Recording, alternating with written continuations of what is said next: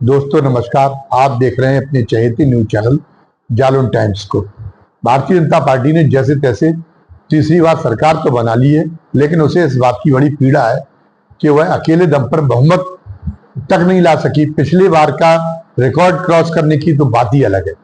और भारतीय जनता पार्टी इसके लिए जो तमाम सारे अन्य कारकों को तो जिम्मेदार मानती है, लेकिन साथ साथ में एक बड़ा कारक वो मुसलमानों के एकजुट मतदान को समझती है कि उसकी अपनी हार के पीछे वो ये महसूस करती है कि भारतीय जनता पार्टी ने मुसलमानों ने इस आधार पर वोटिंग की कि भारतीय जनता पार्टी कैसे हार सकती है। लगभग पूरे देश में उन्होंने इंडिया गठबंधन को एकजुट होकर वोट दिया, यहां तक कि वो न तो मायावती के भटकाव में आई और न ओवैसी की भटकाव में आई।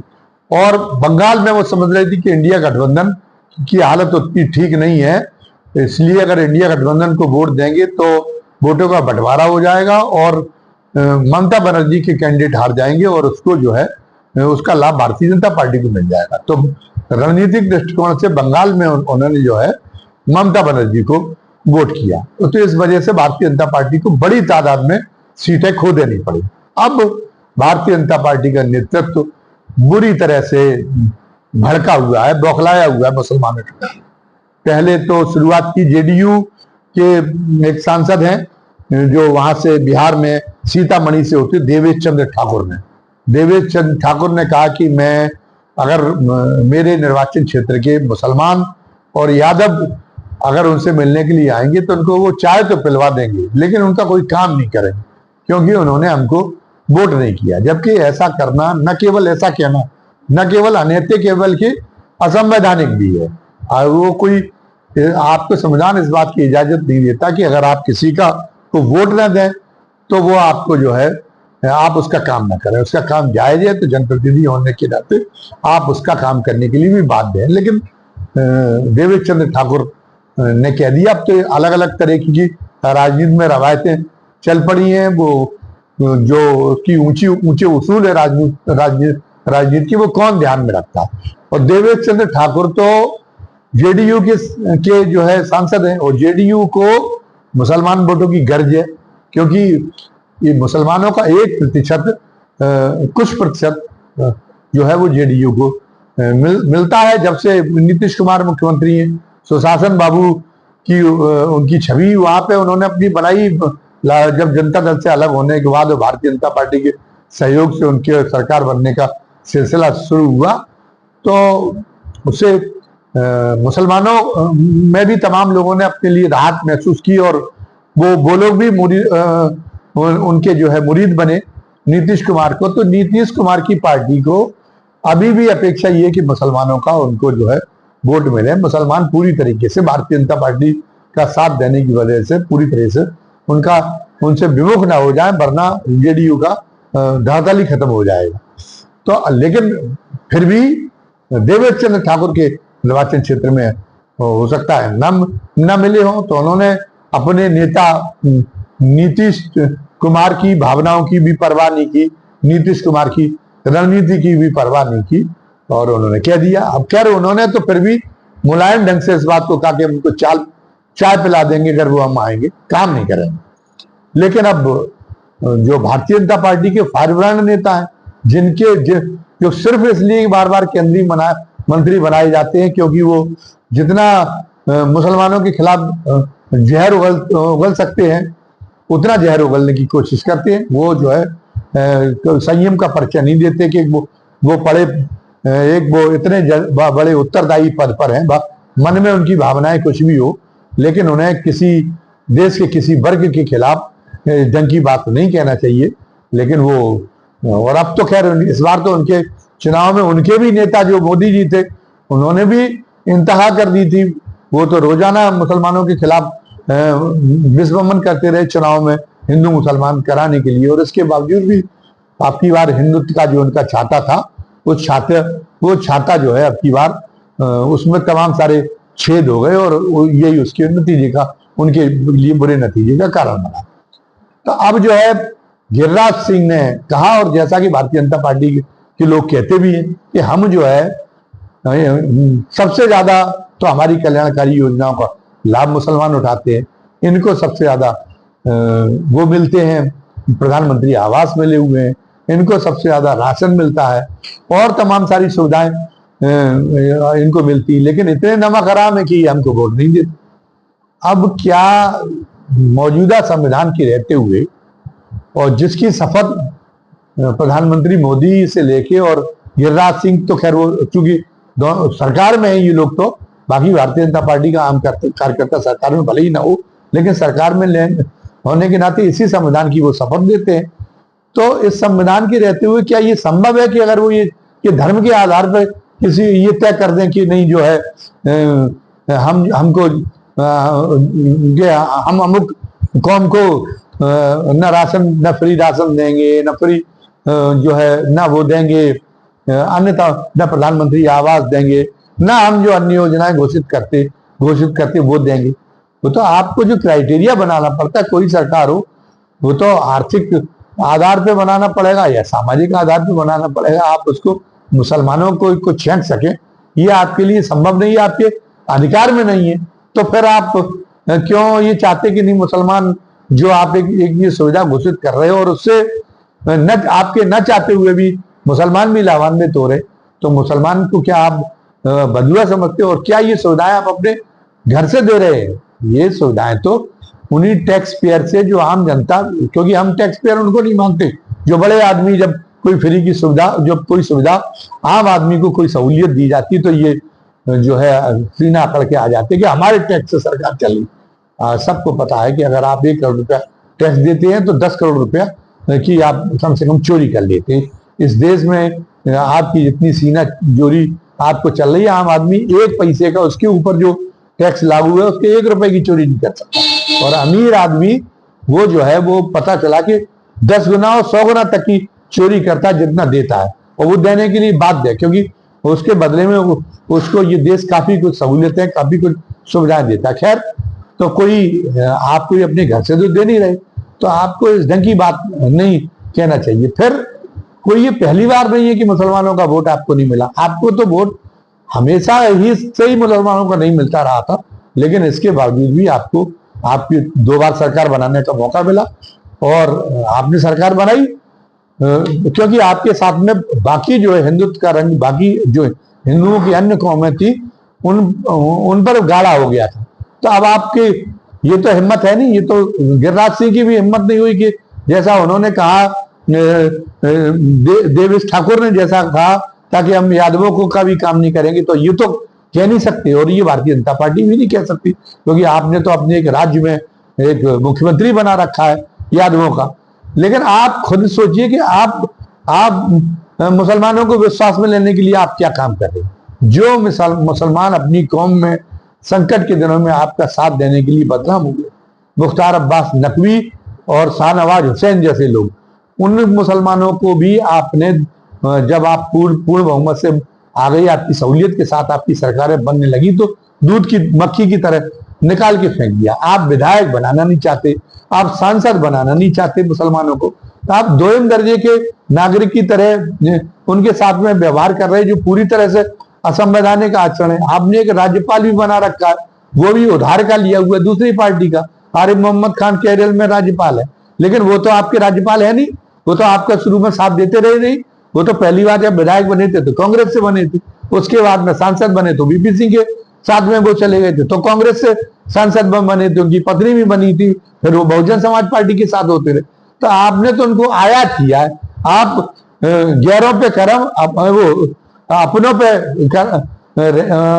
पे करम और गैरों पे रहम, ये आप कहावत चरितार्थ कर रहे। तो आप हर तरीके से मुसलमानों को पीछे धकेलने का काम कर रहे।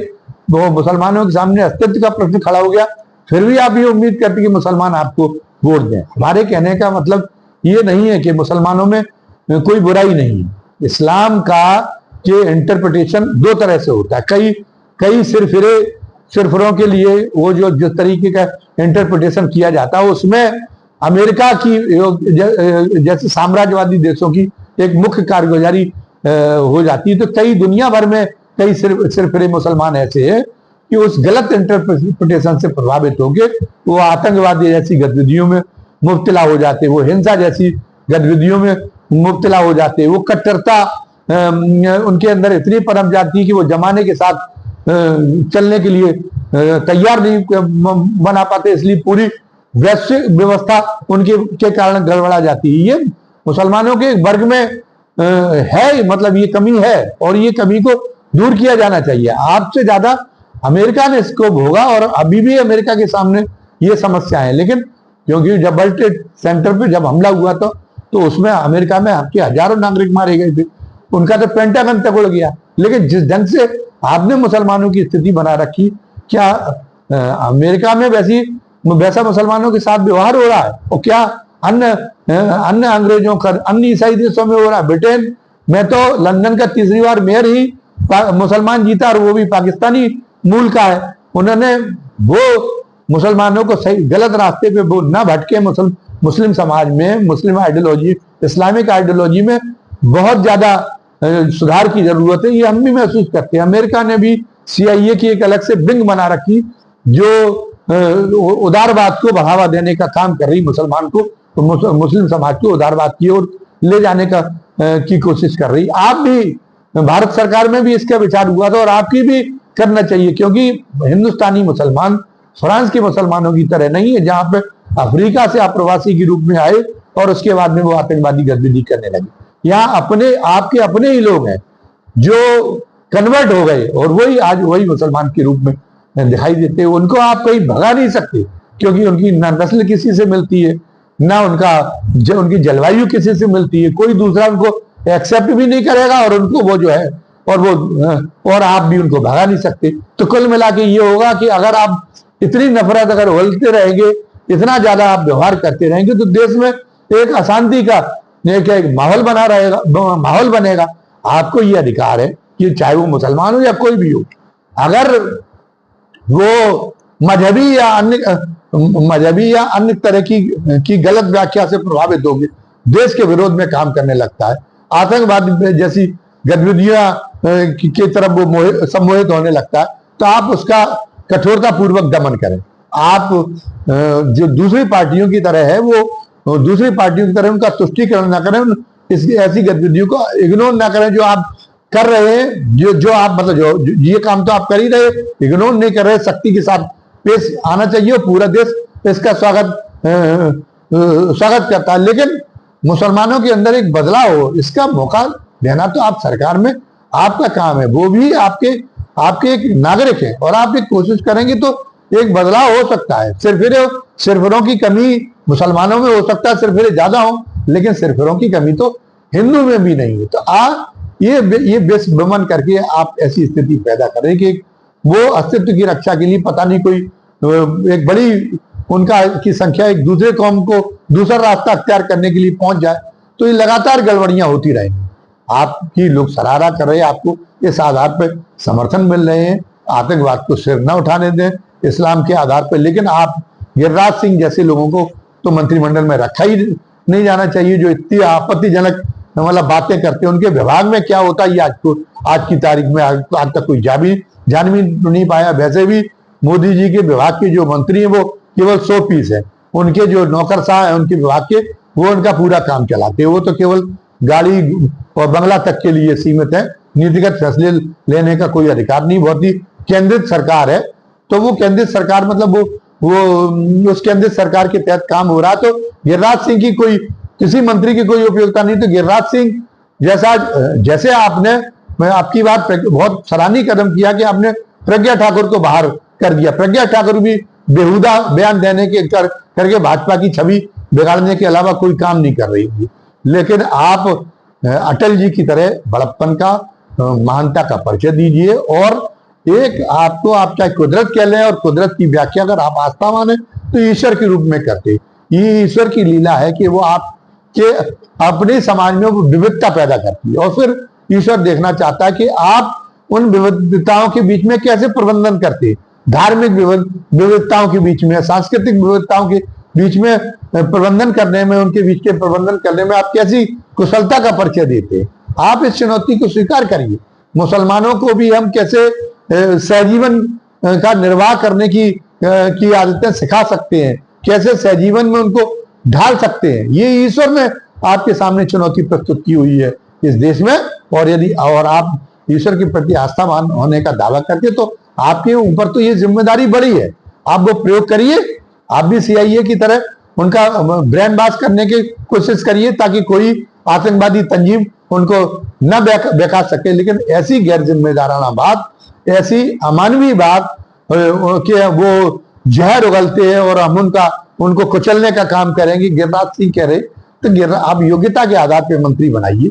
ये उत्तेजक बयानबाजी करने वाला, लोगों की भावनाओं भड़काने वाला, उन्माद फैलाने वाले ये लोग तो कायदे से तो वो 153 के अपराधी हैं गिरिराज सिंह जो उन्होंने बात कही है। तो इसमें आप परिष्कार करिए। आपका अटल जी ने भाजपा चलाई तो उनका कद कितना ऊंचा था। उनके आज हो सकता है कि अटल जी से आपके पास में राजनीतिक ताकत आपको ज्यादा हासिल करने में आप सक्षम हो, लेकिन आप वो श्रद्धा और वो गरिमा अर्जित नहीं कर पा रहे जो अटल जी के अंदर थी। तो वो आप एक कोशिश करिए, आप उतना ऊंचा उठने की कोशिश करिए और उसके लिए सभी समाज के सभी वर्गों के प्रति ऊपरी तौर पे आपका व्यवहार नर्म, सहनशील, उदार होना चाहिए। मन में आप चाहे कुछ रखें। इस पर अब देखिए ये हम जैसे लोगों की ये सुझाव क्या मोदी जी तक पहुंचते हैं और क्या मोदी जी इस पर अमल करने के लिए प्रेरित होते हैं, ये देखने वाली बात होगी। फिलहाल अगर आपका आज का हमारा वीडियो आपको दिलचस्प लगा हो तो आप इस वीडियो को, जो नए हमारे दर्शक हैं वो इस वीडियो को ज्यादा से ज्यादा संख्या में सब्सक्राइब करें, लाइक करें और इसमें जो बेल आइकॉन है, घंटी की आकृति का बटन है, वो दबा दें ताकि ऐसे ही जो और वीडियो जब दिलचस्प वीडियो डालें तो उनकी सूचना तत्काल आपको मिल जाया करे, उनके बारे में तत्काल आप अवगत हो जाया करें और उनको देख सकें। साथ साथ में कमेंट बॉक्स में आज के इस वीडियो के बारे में अपनी राय जरूर लिखें। धन्यवाद। जय हिंद, जय भारत।